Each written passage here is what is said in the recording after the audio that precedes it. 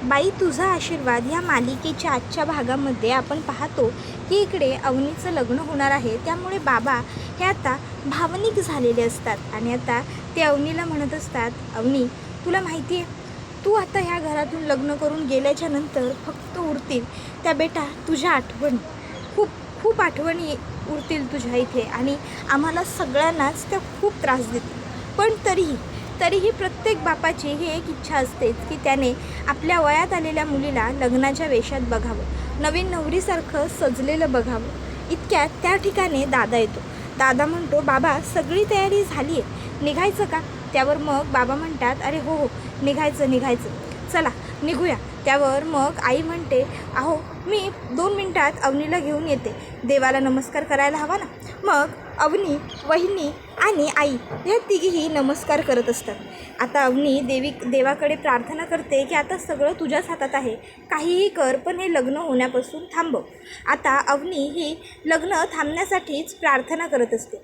इकडे राजा विचार करत असतो, प्लॅनप्रमाणे सगळं घडलं असेल ना, ह्या दोघांनी व्यवस्थित काम तर केलं असेल ना. इतक्यात त्या ठिकाणी विवानचे आईवडील येतात. येताना ते रडतच आलेले असतात. आता विवानच्या त्या रडत आलेल्या आईबाबांना बघून लगेचच राजा समजून जातो की नाही, भाने आणि यशानी नक्कीच त्यांचं काम चोख केलेलं आहे. तर दुसऱ्या बाजूला इकडे आता घरातल्या सगळ्यांनाच प्रश्न पडतो की हे दोघं रडत का आले. मग आता लगेचच चंद्रकांत देशमाने म्हणतात की या आपण आतमध्ये जाऊया, काय झालं आहे, तुम्ही रडताय कशासाठी, या आपण आतमध्ये बसूया. आणि मग लगेचच ते लोक आता त्यांना घेऊन आतमध्ये येतात. त्याबरोबर इकडे राजा विचार करतो की चला बरोबर आपलं काम तर पार पडलेलं आहे याचा अर्थ. त्यानंतर मग राजा हा आता खुश असतो. तर इकडे आता लगेचच चंद्रकांत म्हणतो की अरे हे बघा, तुम्ही प्लीज रडणं थांबवा, प्लीज रडू नका प्लीज. हे बघा, मला माहिती आहे की काहीतरी गंभीर घडलं असेल, पण जे काही आहे ते तुम्ही शांतपणे सांगितलं नाहीत तर कळणार कसं. प्लीज शांत व्हा आणि शांतपणे सांगा ना, काय झालं आहे, तुम्ही का रडताय. त्याबरोबर मग आता विवानचे वडील सांगत असतात की आम्ही घरून जेव्हा रजिस्टर मॅरेजच्या ऑफिसला जात होतो तेव्हा रस्त्यात विवानची किडनॅपिंग झाली आहे. त्यावर हे ऐकून आता बाबा म्हणतात, काय विवानची किडनॅपिंग. त्यावर मग विवानचे वडील म्हणतात की हो, विवानची किडनॅपिंग. आम्ही रस्त्यात गाडी थांबवली होती, विवान 2 मिनिटांसाठी गाडीतनं खाली उतरला होता. त्यावेळी समोरून एक गाडी आली आणि त्या गाडीने विवानला गाडीत भरलं आणि घेऊन गेले ते लोक. आम्ही लोक गाडीतून खाली उतरेपर्यंत त्यांची गाडी सुरू झाली होती. आम्हाला काय करावं काय नाही काही कळालंच नाही, हे सगळं काय घडलं, कसं घडलं.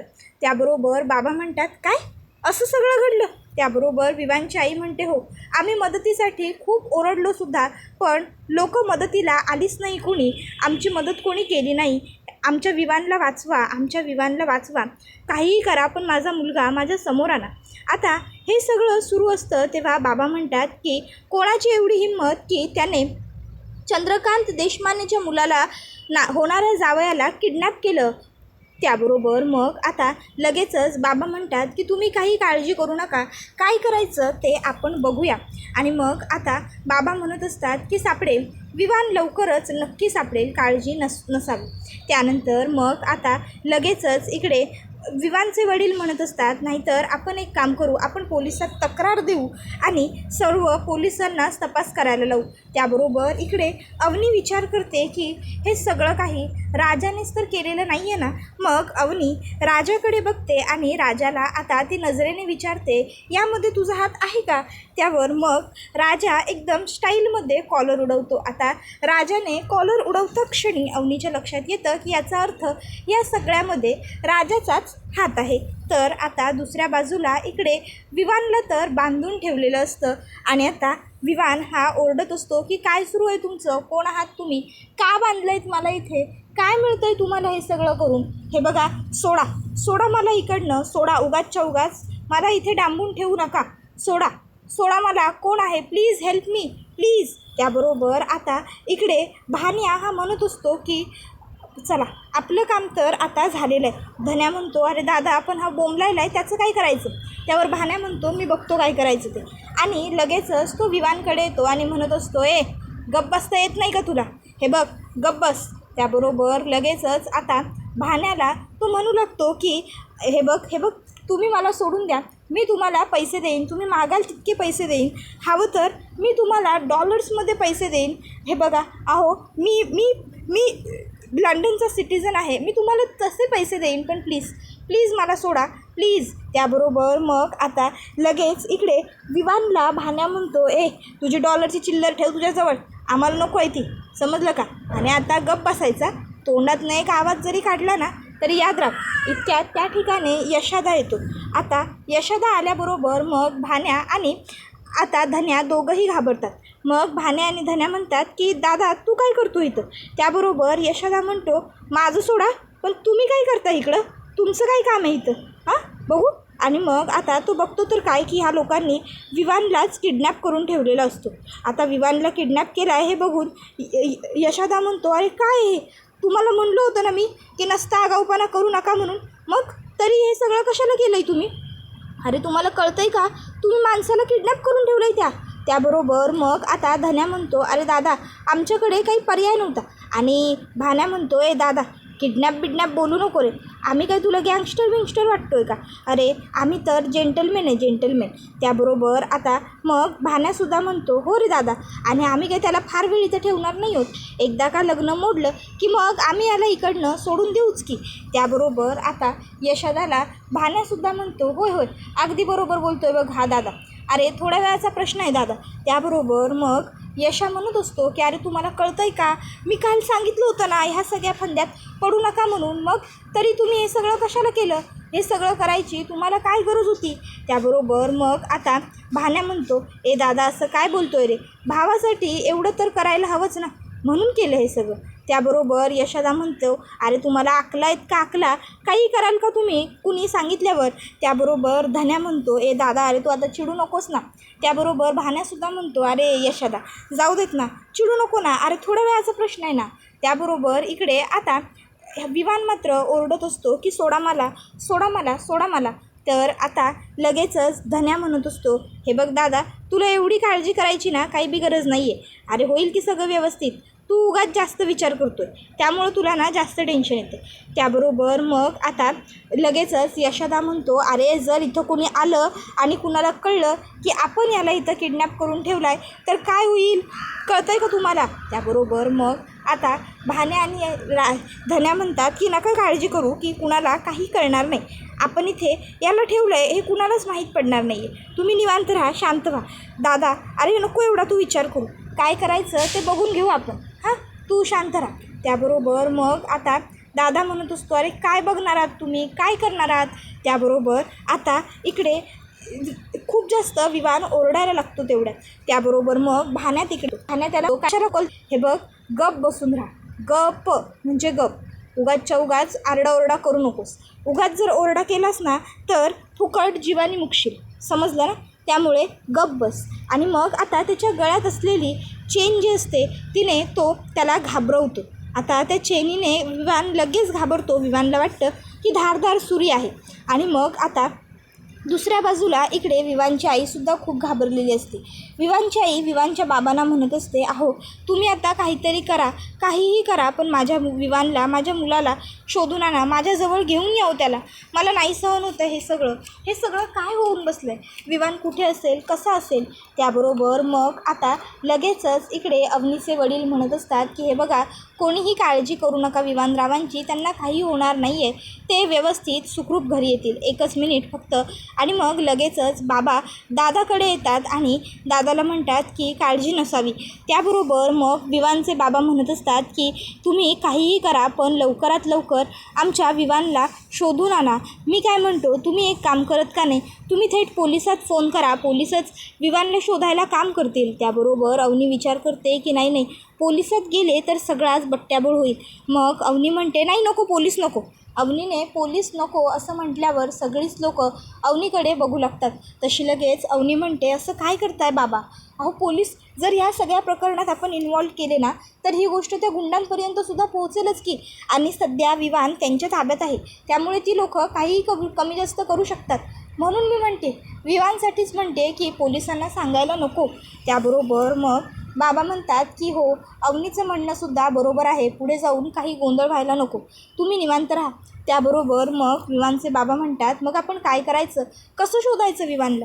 तुम्ही एक काम करा ना, तुमच्या ओळखी वापरा, तुमच्या मोठ्या मोठ्या मंत्र्यांबरोबर ओळखी आहेत ना, मग वापरा ना चंद्रकांतची ओळख, माझ्या मुलाला सोडवा. त्याबरोबर मग चंद्रकांत म्हणतो, अहो हो, तुम्ही हात जोडू नका. हे बघा, मी जरी मंत्र्यांना एखाद्या फोन केला तरी मंत्रीसुद्धा काय करतील, ते सुद्धा पोलिसांना सांगतील ना त्यांचं काम करायला. त्यामुळे म्हणूनच आपण थांबलो आहोत. तुम्ही निवांत राहा, निश्चिंत राहा. मी आहे ना, मी काय करायचं ते बघतो. विवानला काही होऊ देणार नाही आहे मी. तर इकडे अवनी ही मात्र आता शांत उभी असते. अवनीला ह्या सगळ्या प्रकरणाचा काही फार त्रास वगैरे वाटत नसतो. तर आता इकडे मग बाबा हे म्हणत असतात की ज्याने कुणी ही हिंमत केली आहे ना, त्याला हे सगळं खूप जड जाणार आहे. आणि सगळ्यांनी तुम्ही लक्षात ठेवा, घरात जे काही घडलं आहे ते प्रकरण घरातच राहायला हवं. घरात जे समजलं आहे ते ह्या 4 भिंतीत असू द्या, बाहेर जाऊ देऊ नका. आणि मग आता लगेचच बाबा हे दादाला म्हणतात, हे बघ, एक काम कर, ताबडतोब आपली माणसं हाताशी घे आणि विवानला शोधायची सुरुवात कर. लक्षात ठेव, काहीही गडबड होता कामा नये. विवान लवकरात लवकर सापडायलाच हवा, समजलं? त्याबरोबर आता लगेचच दादा म्हणतो की हो बाबा, तुम्ही काळजी करू नका. त्यानंतर मग आता बाबांना विचारलं जातं की तुम्हाला काय वाटतं की तुमची कोणाशी दुश्मनी वगैरे काही होती का? त्यावर विवानचे बाबा नकार देतात. तर दुसऱ्या बाजूला इकडे आता विवानला शोधायला सुरुवात केलेली असते.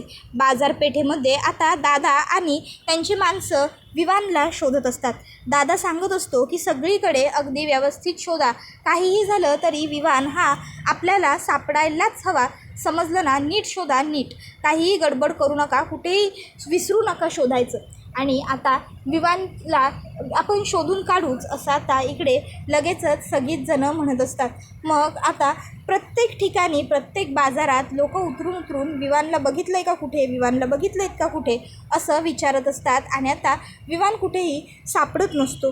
तर दुसऱ्या बाजूला आता इकडे यशादाला मात्र खूपच जास्त टेन्शन आलेलं असतं.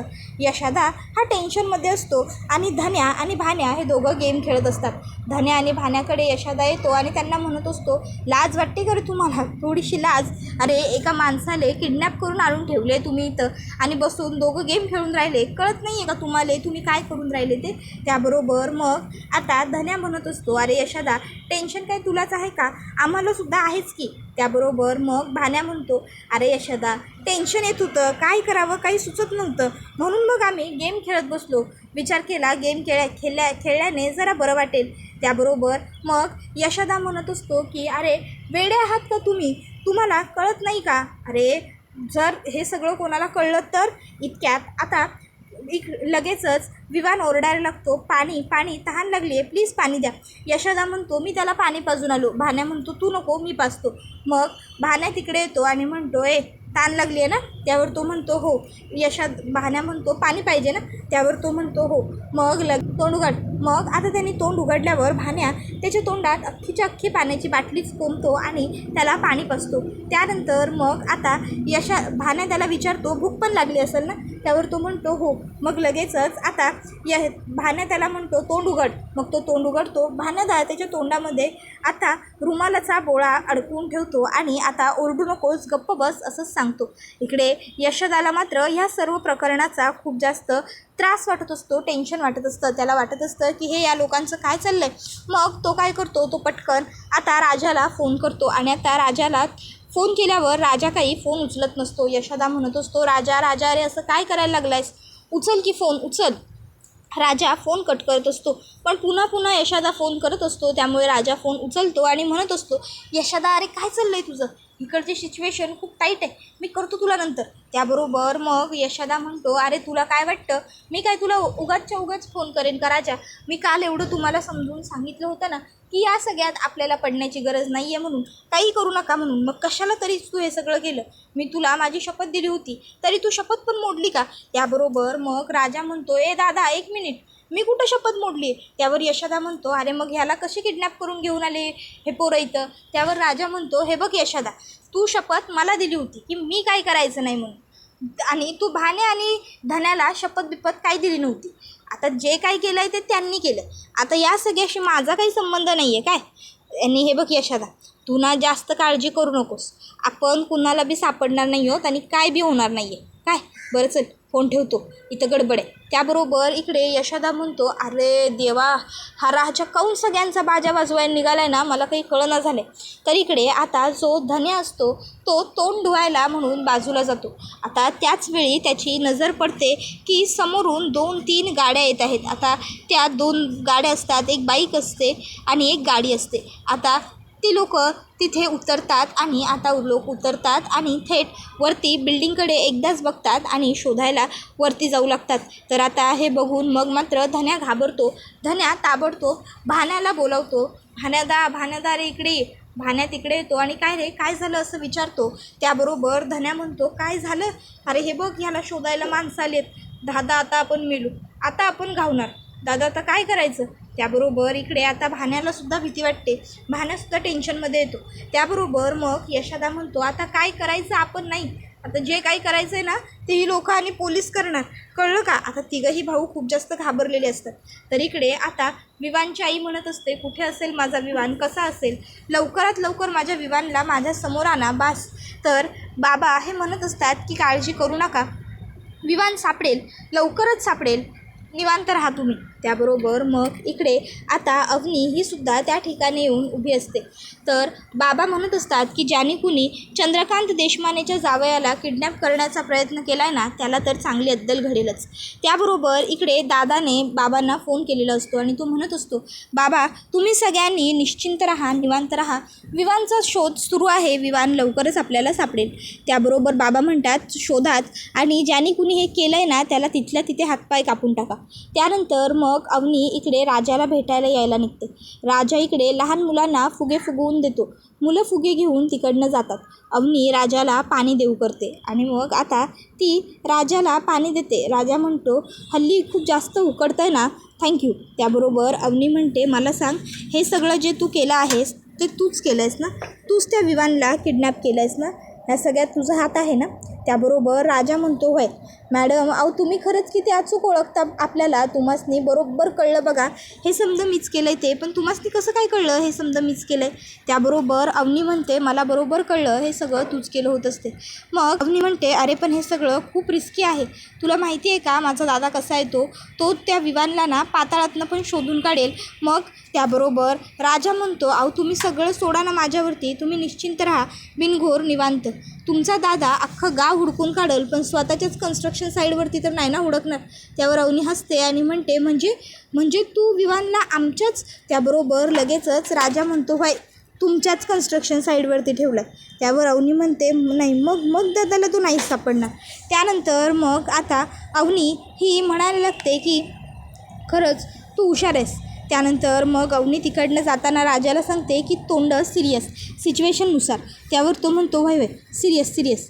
त्यानंतर मग आता हे गुंड वरती बिल्डिंगमध्ये शिरलेले असतात. आता इकडे यशोदा, भाण्या आणि धन्या तिघंही घाबरलेले असतात, लपलेले असतात.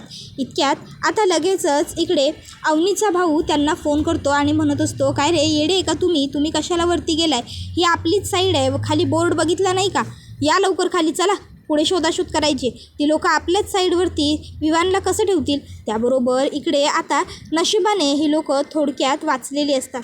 मग तिघंही भाऊ बघतात की आता त्यांची गाडी तिकडनं निघून गेलेली आहे. इकडे विवानचे बाबा मोबाईल चार्जला लावतात.